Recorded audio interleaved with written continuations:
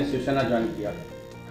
काफ़ी दिनों से चर्चा चल रही थी, तो ये अचानक कैसे आपने ये डिसीजन ले लिया? क्योंकि बीजेपी बहुत बड़ी पार्टी है, उसमें एक पदाधिकारी होने के बावजूद आपने इतना बड़ा डिसीजन लिया। देखिए, ऐसा है कि हर पार्टी के तत्व अलग हो सकते हैं, लेकिन एक तत्व हर पार्टी में कायम है, वो है लोक सेवा। गए 6 साल पहले मैंने और मेरे साथियों ने भारतीय जनता पार्टी में प्रवेश किया। इन 6 सालों में पार्टी को यथाशक्ति ताकत देने का, बढ़ाने का काम किया और उसका स्वरूप जो है वो आज आप गोरेगांव कर करके आप भी देख रहे हैं। लेकिन साल भर से जब ऐसा एहसास होने लगा कि ये पार्टी एक परिवार तक सीमित रह गई है, तब मन थोड़ा बेचैन और दुखी हुआ। उसी समय शिवसेना के भी कुछ साथियों से चर्चा हुई।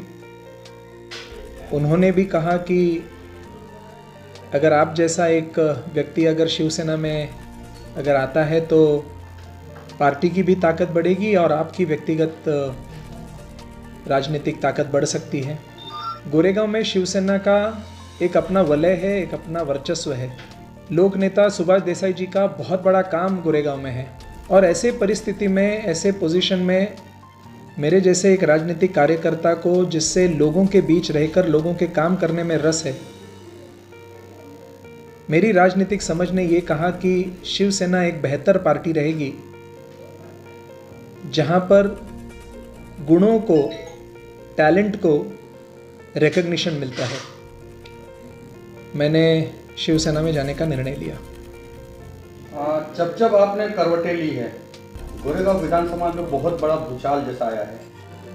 देखिए, मैं शिवसेना में अगर मैंने प्रवेश लिया है तो मैं अपने पार्टी को मजबूत करने के लिए प्लान करूंगा। किसी का पत्ता साफ करना या ये टर्मिनोलॉजी मेरे स्वभाव से मेल नहीं खाती।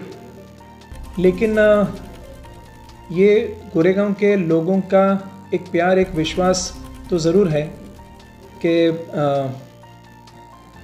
जब जब हमने जिस करवट वज़न रखा है वो पार्टी विजयश्री हुई है।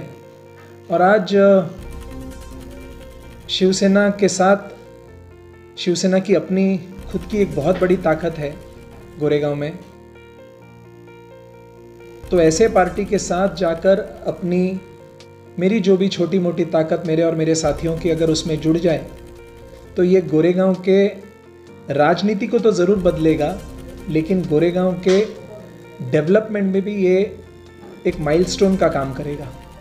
सूत्रों के हवाले से खबर आई है सर कि इसमें आपका व्यक्तिगत कुछ मत है जिसकी वजह से आपने करवट ली है। तो ये मैं अगर कहूँ कि कहीं ना कहीं चुनावी को रणनीति देखते हुए आपने ये डिसीजन लिया है तो नहीं, आप इसमें कोई गलत नहीं हो कि इसमें मैंने अपना राजनीतिक सोच लगाई है।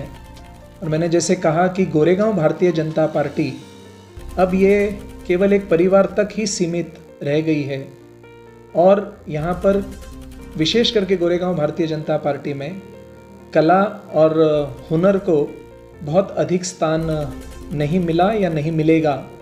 ये जब जानकर और ये समझकर और इन सारी परिस्थितियों को देखकर मैंने ये निर्णय लिया है, क्योंकि मैंने जैसे कहा, मैं एक सामाजिक और एक राजनीतिक विद्यार्थी हूँ और लोगों के बीच रहकर काम करना, यही एक चीज़ मुझे आती है और अच्छी भी लगती है। लोगों को क्या संदेश देना चाहेंगे जो आपको एक समीर देसाई और बीजेपी नेता मान के चलते थे, अब आप इलेक्शन में उनके विरोध में रहोगे तो उन्हें क्या जवाब देना चाहोगे? नहीं, मैं लोगों से, आम गोरेगांवकर से ये मेरी अपील रहेगी कि मैंने हमेशा निशानी परे रखकर लोगों के साथ व्यक्तिगत संबंध बनाने का प्रयास किया है। इस गोरेगांव में गए 20 साल से पार्टी से परे होकर मैंने लोगों के बीच रहकर लोगों की सेवा करने का एक प्रयास किया है। और अगर आम आदमी ये सोचे कि काम जो है वो व्यक्ति विशेष करता है, मैं इस विभाग में वार्ड क्रमांक 56 में 10 साल कांग्रेस का नगर सेवक था। ये मेरा काम का ही नतीजा था और जो लोगों के मन में विश्वास में जगा पाया था कि 10 साल के बाद बिल्कुल विपरीत विचारधारा के पक्ष से मैंने फिर चुनाव यहाँ पर 2017 में लड़ा और 2017 में फिर भारी हजारों वोटों से इस विभाग के लोगों ने भारतीय जनता पार्टी की निशानी पर मुझे चुनकर दिया। शिवसेना ये एक ऐसी निशानी है जो हर एक के घर में पहुंची हुई है। उद्धव जी का काम विशेष करके इस कोविड के अनप्रेसिडेंटेड क्राइसिस के दौरान जिस तरह से शांतिपूर्वक संयम रखते हुए उन्होंने नेतृत्व का और एडमिनिस्ट्रेटिव स्किल का एक ऐसा नमूना लोगों के सामने रखा है।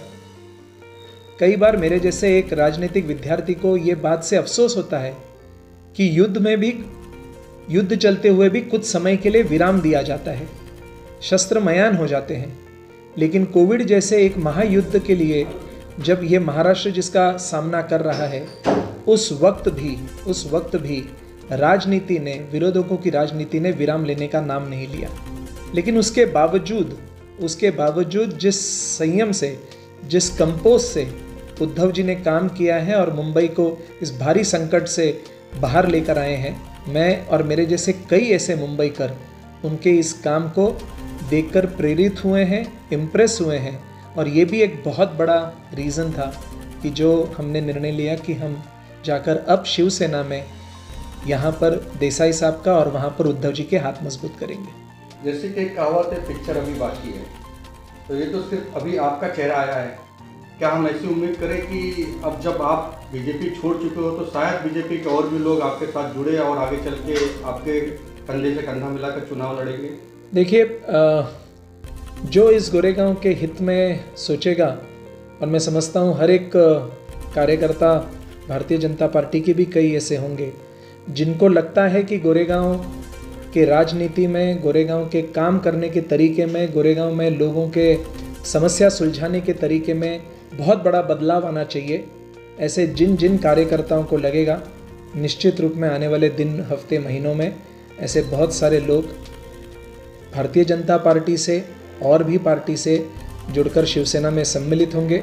और ये क्यों, कॉमन मैन, आम आदमी जो है, और मैंने जैसे कहा कि जो उद्धव जी के इस काम और कंपोज नेतृत्व को देख के, इस एडमिनिस्ट्रेटिव स्किल को देखकर इम्प्रेस हुए हैं, वो भी ऐसे आम आदमी भी शिवसेना में आने के लिए प्रेरित होने वाले हैं। वार्ड 56 से आपकी धर्मपत्नी जी नगर सेविका हैं बीजेपी से, और अब आप तीर धनुष लेकर, तो ये कमल और तीर धनुष का मेल थोड़ा सा लोगों में कंफ्यूजन पैदा करता है। राजुल 2022 तक भारतीय जनता पार्टी की निशानी पर चुनकर आई है, वो 2022 तक अपना कार्यकाल पूरा करेगी। अगला चुनाव इस वार्ड में धनुष्य बाण चुनकर आएगा। ये काले पत्थर की रेख है। आज मेरी बात, आज का दिन, समय, वक्त नोंद कर लेना और रिजल्ट आने के बाद मुझसे पूछ लेना। ये तो जाहिर सी बात है कि जिस तरफ समीर देसाई जीते हैं वो पार्टी जीत कर आई है। चलिए, हमारे चैनल से बात करने के लिए आपका कोटि-कोटि धन्यवाद। एक बार फिर से आपको ढेर सारी शुभकामनाएं, आपके पूरी टीम को बहुत बहुत धन्यवाद। नमस्कार। मातोश्री पे आप भी गए थे, आप क्या कहना चाहोगे? कैसा रहा वहाँ का एक्सपीरियंस और उद्धव जी से मिलकर? पहली बात तो 6 बरस पहले मैं एक शिवसैनिक ही था। कुछ इंटरनल इशू था, उसकी वजह से मैं बीजेपी में आ गया। हाँ।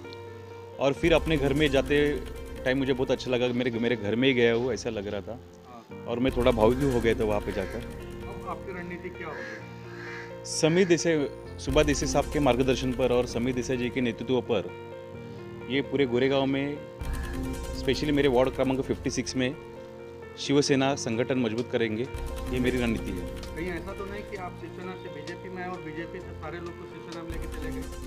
आप बोल सकते हो ऐसा।